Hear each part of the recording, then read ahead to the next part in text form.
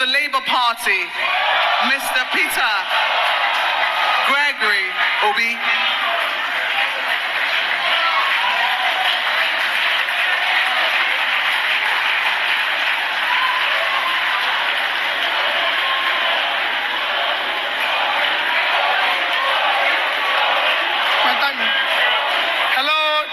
This is time.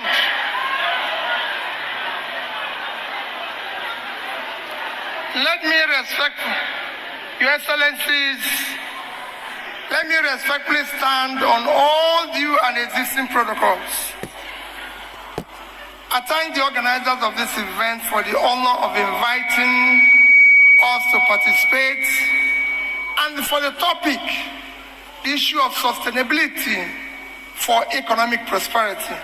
I only knew this morning that we're going to comment on it, as I told the organizers, but I think it's a worthwhile topic for us to comment on.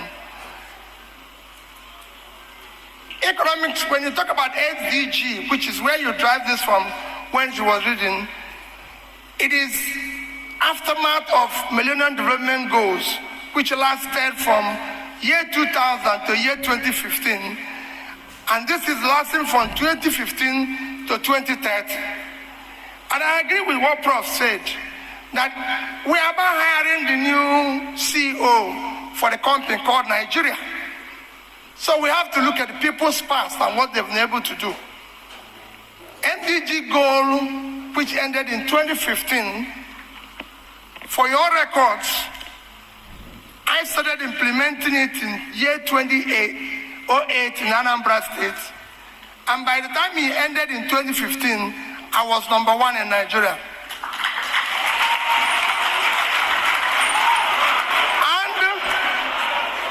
And as we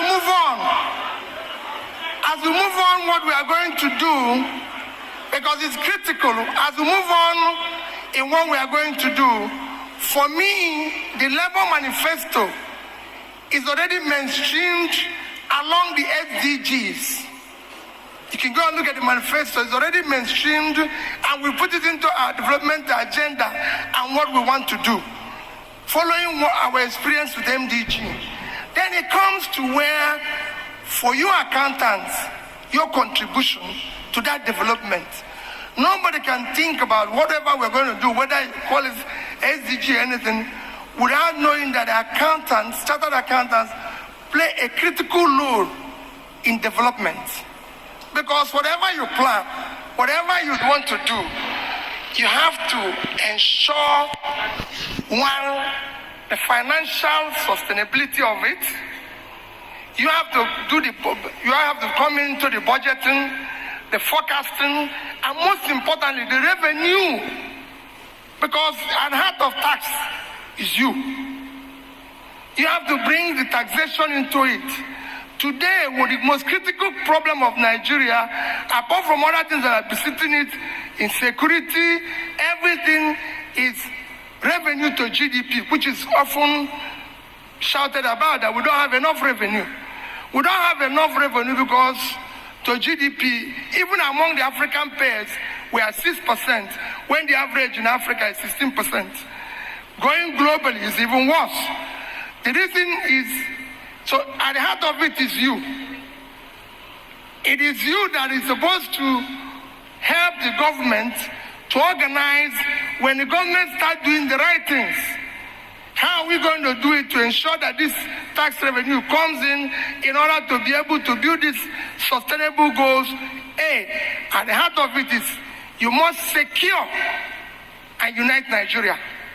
Today, Nigeria is among the fragile states, so security becomes paramount and critical. You must govern by rule of law and ensure that we fight what one of the candidates has mentioned, issue of corruption. At the heart of everything happening here in this country today is corruption.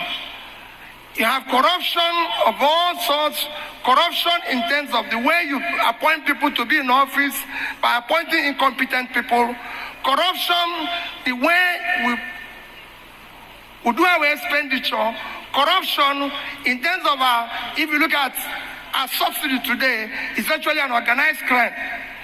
Today, our oil is being stolen By who? By people in government. And you can go on, and how to do it is this.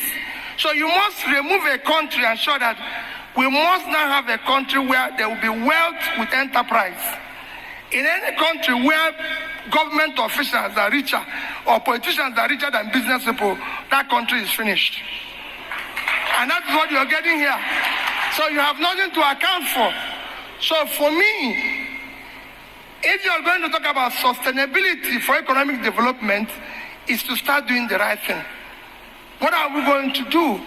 I've said my number one priority is to secure and unite Nigeria.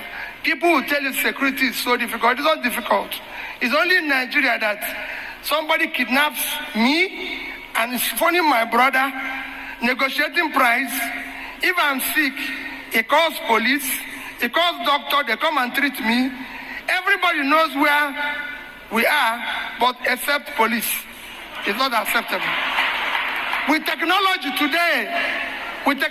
and everything today, you know where the crime is taking place, and you can sort it out. We have to have the level 3 level policing, local government, state and national. In terms of corruption, it is easy to fight. People make it look as if it's difficult. It is not. The box stops on your desk. If you yourself is not stealing, those around you are not. You reduce it by 70%. Two of my accountant generals are your member. You can go ask them how much was missing in Anambra State.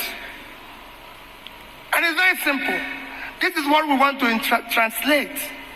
We want to be able to move the country from consumption to production. And when you come to moving from consumption to production,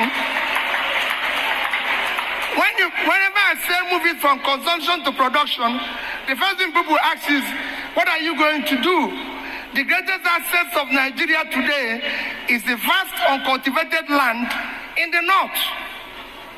If you put that land into production, it will make a difference.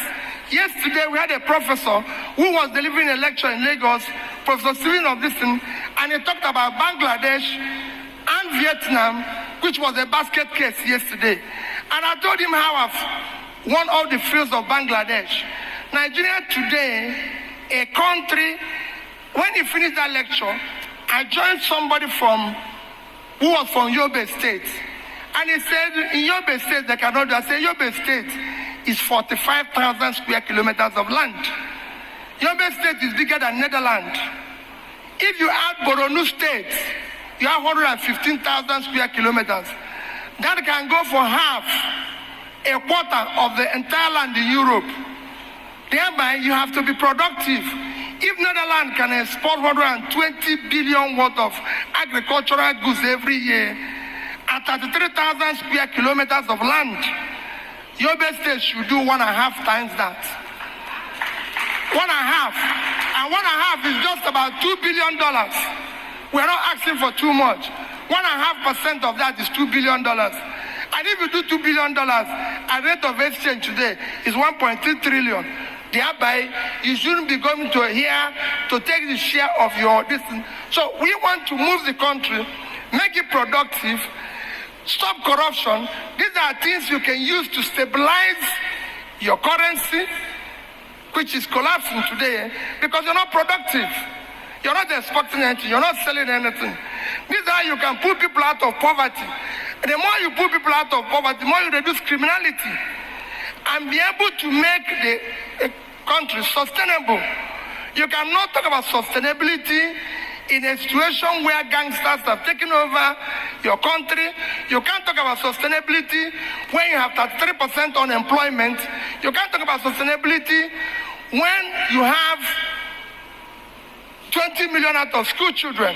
No, these are things you have to tackle first. As you're doing it and you mainstream the sustainability aspect of SDG into your mainstream, you will be able to drive the process.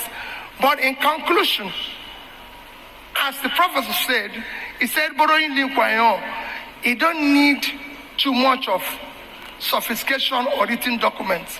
All you need to do is to continue to do simple things consistently. And you get there. Thank you and God bless you.